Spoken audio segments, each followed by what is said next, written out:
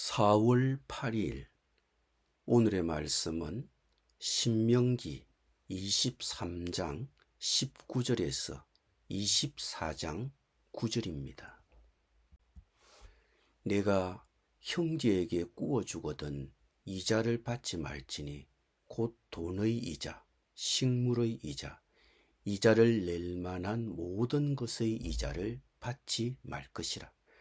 타국인에게 내가 구워주면 이자를 받아도 되거니와 내 형제에게 구워주거든 이자를 받지 말라. 그리하면 내 하나님 여호와께서 내가 들어가서 차지할 땅에서 내 손으로 하는 범사에 복을 내리시리라. 내 하나님 여호와께서 서원하거든 갚기를 더디하지 말라. 내 하나님 여호와께서 반드시 그것을 내게 요구하시리니 더디면 그것이 내게 죄가 될 것이라.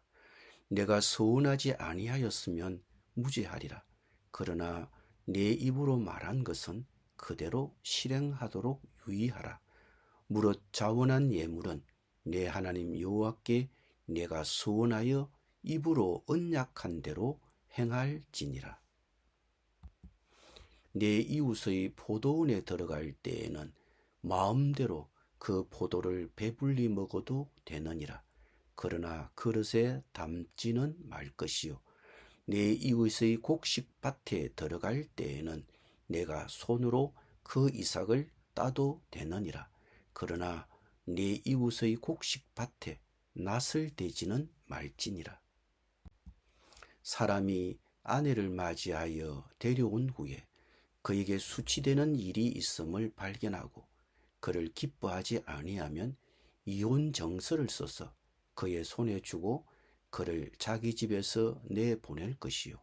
그 여자는 그의 집에서 나가서 다른 사람의 아내가 되려니와 그의 둘째 남편도 그를 미워하여 이혼 정서를 써서 그의 손에 주고 그를 자기 집에서 내보냈거나 또는 그를 아내로 맞이한 둘째 남편이 죽었다 하자 그 여자는 이미 몸을 더럽혔은즉 그를 내보낸 전 남편이 그를 다시 아내로 맞이하지 말지니 이 일은 여호와 앞에 가증한 것이라. 너는 내 하나님 여호와께서 내게 기업으로 주시는 땅을 범죄하게 하지 말지니라. 사람이 새로이 아내를 맞이하였으면 그를 군대로 내보내지 말 것이요.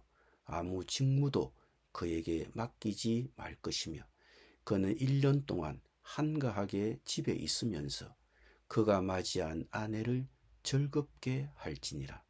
사람이 맷돌이나 그 윗짝을 전당 잡지 말지니 이는 그 생명을 전당 잡음이니라.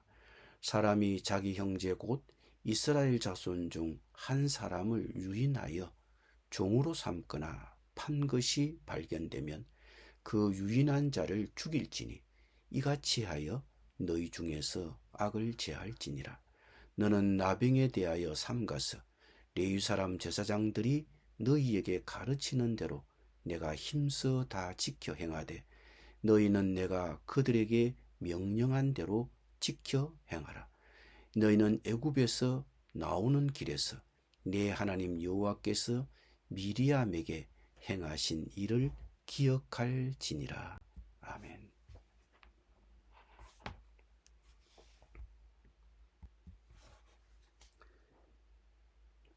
이스라엘 백성들은 서로 돈을 빌려주더라도 이자는 받지 않도록 했습니다. 그래야 하나님 여호와께서 그 손으로 하는 범사에 복을 주실 것이라고 약속했습니다. 그러나 외국인에게는 이자를 받는 것을 허용했습니다. 어떤 사람이 여호와의 이름으로 서원을 하면 반드시 그것을 갚도록 했습니다.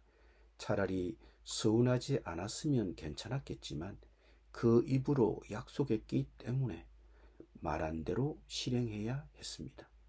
이웃의 밭에 들어가 그 밭의 작물을 먹을 수 있는 규례도 정했습니다. 60, 70년대 우리나라에 배고프던 시절 10대 아이들이 남의 밭이나 가수원에 들어가 콩이나 과일을 서리하던 때가 있었습니다. 일종의 절도 행위이지만 주인은 가볍게 혼내고 용인해 주곤 했었습니다. 그런데 이 규정은 서리처럼 절도가 아니라 남의 밭에 들어가 가볍게 먹을 수 있도록 보장해 주는 규정입니다. 그러나 마음대로 과일이나 이삭을 따도 되지만 줄인 배를 채울 수 있는 정도만 허용했습니다. 그리고 남편과 아내의 관계를 다루는 두 가지 율법이 주어집니다. 첫 번째는 이혼이나 재혼에 관한 규정입니다. 당시 이스라엘은 하나님이 이혼을 미워하심에도 불구하고 이혼의 관행을 당연시 했습니다. 결혼한 남자가 이혼하려고 하는 이유는 자기 아내에게 수치되는 일을 발견했기 때문일 것입니다. 그것이 자녀를 생산하지 못하거나 성적인 부도덕일 수 있습니다. 이 경우 이 여인에게 이혼은 허용되나 재혼 후 다시 이혼할 경우 첫 남편과의 결합은 안 된다는 점을 강조하고 있습니다. 이 규정의 목적은 이혼을 엄중하고 신중히 다루도록 하여 이혼을 쉽게 하지 못하도록 하기 위함일 것입니다.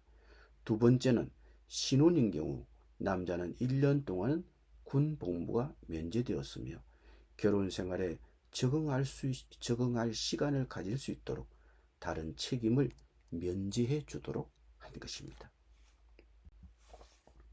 계속해서 모세는 다른 규정들을 다루고 있습니다. 맷돌을 빚에 대한 담보로 잡지 말라는 것입니다. 채무에 대하여 담보를 잡는 것은 당시 허용되던 관행이었습니다.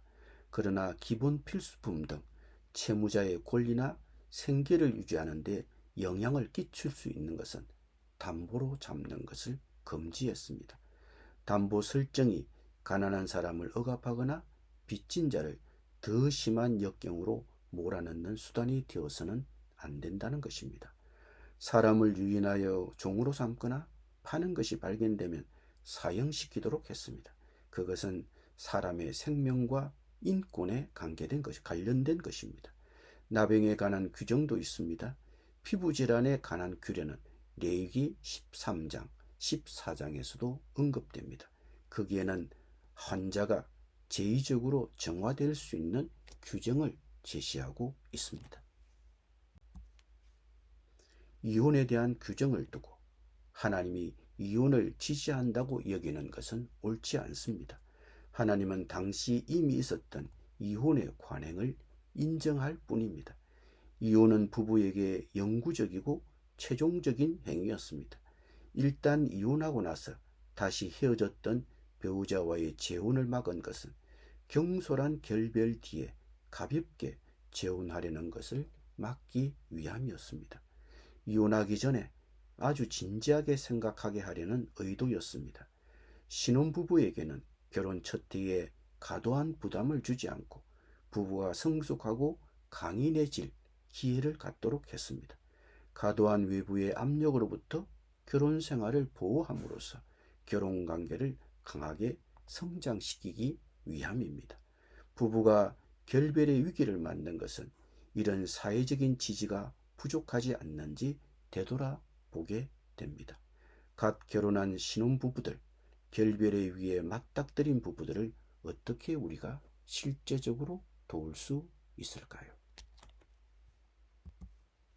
기도드립니다. 하나님, 주님이 맺어준 관계를 소중히 여기고 그 관계를 더 든든하게 성숙시켜 갈 수 있도록 도와주옵소서.